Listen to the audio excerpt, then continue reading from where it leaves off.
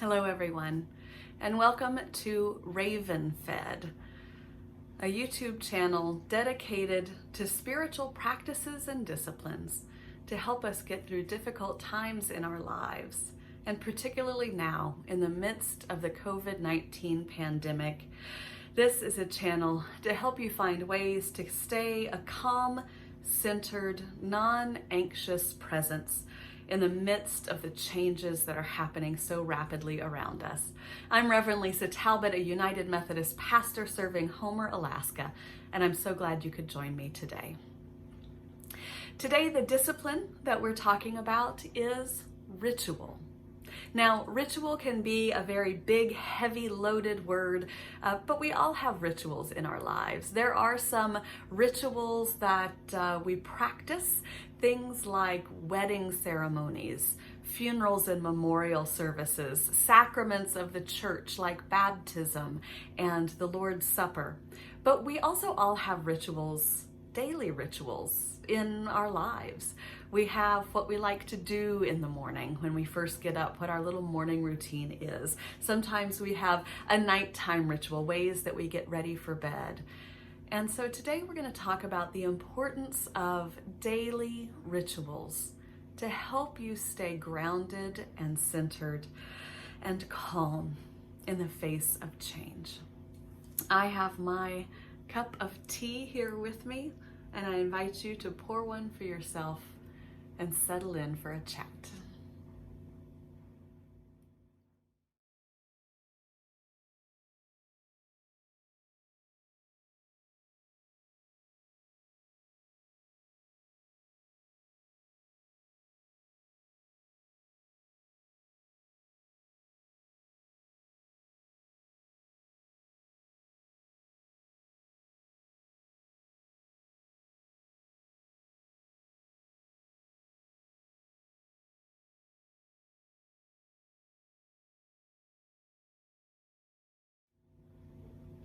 My morning always starts the same way, with a cup of coffee, a lighted candle, and some devotional reading. This morning ritual is a way for me to ease myself into the day. I am not a morning person by any stretch of the imagination, and that time of silence and quiet in the morning is really key for me waking up, getting my brain online, and spiritually grounding myself for the day ahead. I have a routine that I've been doing for many years now that really helps me look forward to waking up and getting out of bed in the morning. I have 3 different things that I do, that I read every morning after I pour my cup of coffee. I have some sort of scripture and devotion. I have what I call a personal development book, and then I have a professional development book. And I've got a long list and a long stack on my bookshelf. If you want to see that in a future video, let me know. But I have a big stack of books in all these different categories that are just waiting. And I don't pressure myself. I don't read a lot every morning. Sometimes it's a paragraph, sometimes it's a page, sometimes it's a chapter. It depends on how I'm feeling, what time I get up, when my first meeting of the day is. But I try to do each of those things: a scripture devotion, a personal development reading, and what I consider a professional development reading. So that's my morning ritual. It can take anywhere from 10 minutes to 30 minutes, depending on what day it is.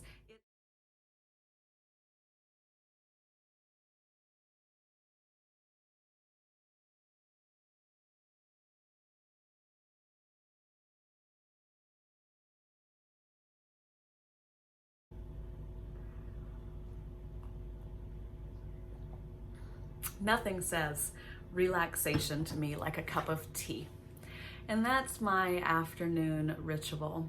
Whether I am working from home, whether I've been out running errands or in meetings, I always like to try to pause sometime in the afternoon, make a cup of tea, and just sit down for a few minutes. It is mid-March in Alaska, which means that it is breakup season here. Breakup season sounds bad, but it's actually a good thing for us. It's when the snow and the ice are starting to melt. We can see the daylight returning. The sun has some true warmth to it again, but it also means that it is slushy and muddy and mucky out. And so during the summertime, sometimes my afternoon ritual is to take a cup of tea, or if it's a really sunny, hot day, maybe a cold beverage out onto the deck and just sit in the sunshine for a few minutes. Watch the birds fly by, feel the sun and the breeze on my face, listen to the sound of the waves crashing, and just have that few minutes with nature. During the winter time, sometimes it's sitting down in front of the wood stove for a few minutes and just propping up my feet and sipping my tea and just warming myself, body and spirit, and just taking that few minutes to disengage. In this interesting shoulder season of breakup, I have been drawn out to the greenhouse a lot. To sit in the greenhouse in the afternoon, it's warm, it's bright, it's a great way of feeling like I'm outside, even if the weather is not great for sitting out on the deck. Sometimes it is sitting down on the couch and knitting for a few minutes while I drink my tea, just anything that gives me a short break from the work of the day, gives me a little bit of time for a mental reset, and helps me collect myself and transition between activities. A cup of tea will do wonders for calming your mind and your body. It's my favorite afternoon routine.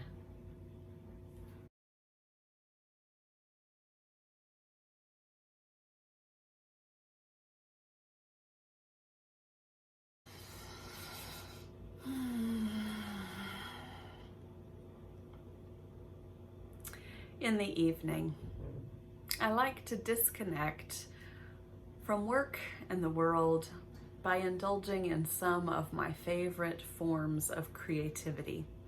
Sometimes that's knitting, sometimes that's spinning yarn on my spinning wheel, sometimes that's weaving, but most often it's painting. Okay, real talk, y'all. This is Editing Lisa, and I am working on editing my latest Raven-fed video, which is on daily rituals. And as I've been watching over the footage for this video, I've been thinking, who on earth is this person? Because I don't even recognize her, and that is me. So I wanted to just break in and say, ideal world, right? When everything goes absolutely right and smoothly, these are what my daily rituals look like. But this is not on a daily basis. Keep in mind that what you see on social media is always the ideal. It is never the real. So, real talk. Joe and I do not have children at home. We do not have high maintenance pets. In fact, right now with Captain Tony, we have the fewest number of pets we've ever had in our lives, and birds are pretty chill pets to have, so I'm not walking dogs every day. I have a lot of freedom in my schedule, which is awesome. So I can take some time in the morning and take some time in the evening when I need to. And the other reality is I have 2 chronic diseases, and I have had to learn over the years what to do to take care of myself, body and soul, so that I could manage my illnesses. And I actually think I'm going to do a whole other video about managing chronic conditions during times of stress. But I know that it looks like, lady of leisure who's sitting around, sipping tea and reading books all day long. But really, these routines don't take that long to do. They just take intention to do them. Like I said, morning routine, 10 to 30 minutes, most oftentimes closer to 10. Afternoon routine, when I get a chance to do it, which is definitely not every day, as long as it takes to boil water and drink a cup of tea. Evening routine, it depends on how tired I am, how my body is feeling, how soon I need to get to bed. Sometimes it takes 2 or 3 minutes to slap some watercolor paint on a card and write a gratitude down. It can be very, very quick. So I know that, having beautiful pictures of the bright Alaska sunshine and, everything looks so ideal. But the reality is life happens sometimes. And so your rituals are those things that you can fall back on when you need times of peace and quiet. And the more you incorporate them, the more you realize you do have time to incorporate them, because you start to craft your life around those things that keep you grounded and calm and center. But I just wanted to let you know, as I was watching this, I was getting irritated with that lady on the video thinking, oh my gosh, I wish I had your life. And then I realized I do have that life. That's my life. And it's not always that ideal. So keep it real. Do what you can.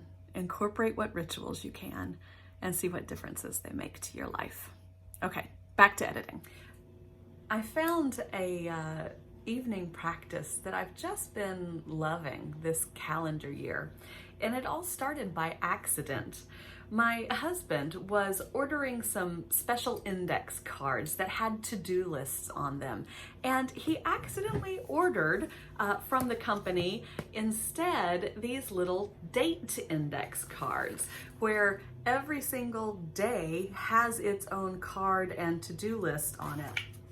This was not quite what he wanted. And he said, do you have a use for these? Well, not being a person who would ever turn down office supplies, I said, of course I have a use for those. And I thought maybe I would make them, use them for my daily to-do list or something.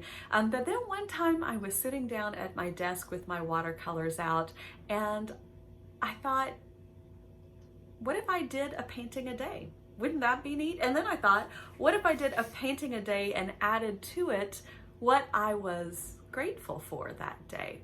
And so I came up with a very unique gratitude log that I keep every single day. And it is using these index cards. And every day I paint the card in some color that calls to me for that day. These are not masterpieces. These are the equivalent of doodling with watercolor. And then once the paint dries, I write down a gratitude for the day. And I mentally think of multiple things that I'm grateful for, but then I pick, what is the one really nice thing that I want to think about that day. January 31st, I had lunch with a dear friend named Matt, and that was my gratitude for the day. On February 6th, I went to a wonderful yoga class, and then afterwards went out to dinner with a couple of my friends from the class, and we laughed so hard. I think we got a better ab workout from the laughter than we did from the yoga. A week that I wasn't feeling very well, on a day that I was having some physical struggles. My gratitude that day was to have a cup of coffee in bed. It's not always big things. It's things that just make me happy, and it lets me end my evening. It lets me end the day thinking about what I'm grateful for. And so that's my evening ritual, this time of being able to disengage, put my computer away, set aside words for a few minutes, and just play with color and think about all that I'm grateful for.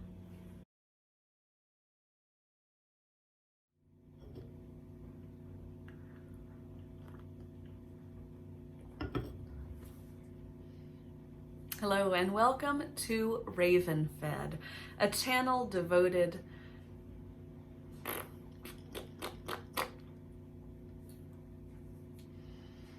Hi, and welcome to Raven Fed, a channel devoted to spiritual disciplines. Spiritual disciplines are one of the ways that we can, this doesn't work, blah, blah, blah. A little bit more